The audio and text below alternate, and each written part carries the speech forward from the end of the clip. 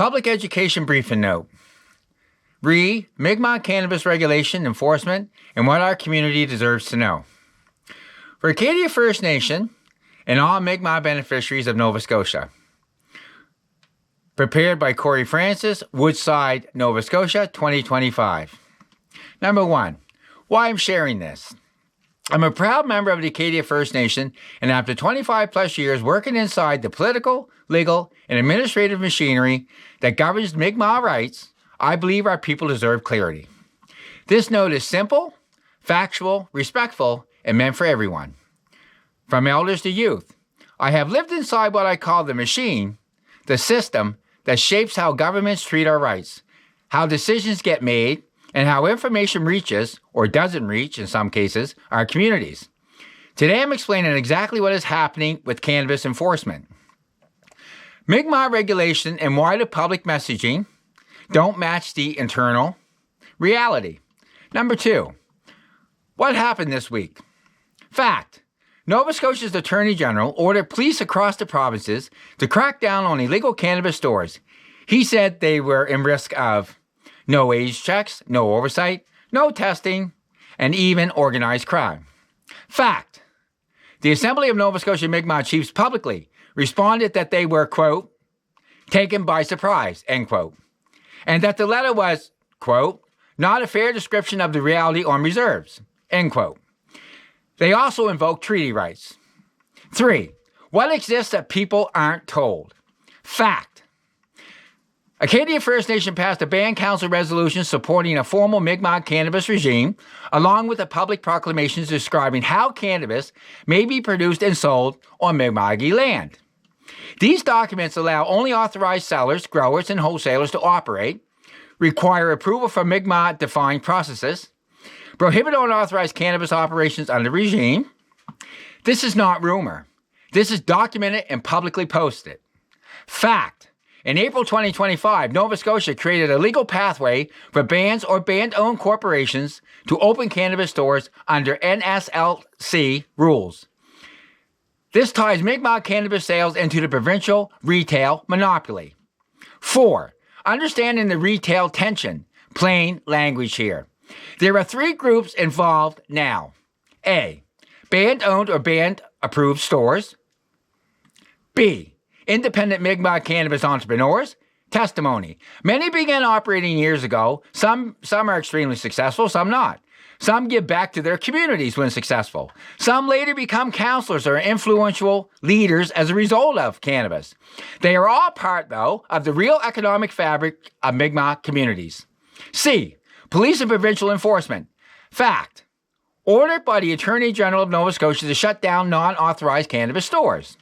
5, why the Chiefs had to say they were, quote, surprised. Inference, fully explained here. The Chiefs were put in an impossible situation. It's that simple. Why? If they support enforcement, they appear to be endorsing shutdowns to hurt Mi'kmaq families and entrepreneurs. If they oppose enforcement, they appear to reject provincial law while harvesting under adopted their own cannabis regime. Let me say that again. If they oppose enforcement, they appear to reject provincial law while having already adopted their own cannabis regimes. If they admit they have an internal regime, members will ask why this wasn't clearly communicated and articulated before to them. If they stay silent, they lose legitimacy. So, the machine forces a predictable move, and I mapped it. Public surprise, reference to treaty rights, internal negotiation, and private. This pattern is not corruption, people. It is how the machine protects itself internally. 6, after 25 years inside the system, here's what I can tell you. I worked inside consultation frameworks, inside administration bodies, inside rights negotiations at different tables and working groups, inside the very structures that now shape cannabis, fisheries, wildlife, mining, land, and governance decisions in Mi'kmaq. And after more than 2 decades, I finally mapped the machine that drives it all. What I am sharing today is not anger, it's focus. It's clarity. It's the calm truth from a man who found a new life deep in the woods, in solitude, with time to reflect and finally speak the truth. without anger. The White Elephant Declaration. Everyone in Atlantic Canada who know me, Cory Francis, will remember the years of turmoil, the panic, the whispers behind closed doors, the urgency to agree with me, to disagree with me, like me or hate me, all at the same time. They will remember the white elephant in the room regarding fisheries and the players within. Well, in my memoir that I'm writing now, draft completed, I am just showing you the elephant. Just showing you the elephant. I'm showing you the entire goddamn yard it lives in. The grass it eats, the fences it hides behind, and the paths it walks when the lights go out and no one's around to see them. And let me be very clear.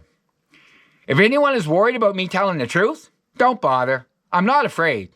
My memoir is already backed up, protected, and will be published even if I were to disappear right now. It's a done deal. You can't stop it from coming out. That's not a threat. That's a promise of transparency that I owe to myself and to my people. 8, final word to Acadia First Nation, all Mi'kmaq, and all Mi'kmaq beneficiaries.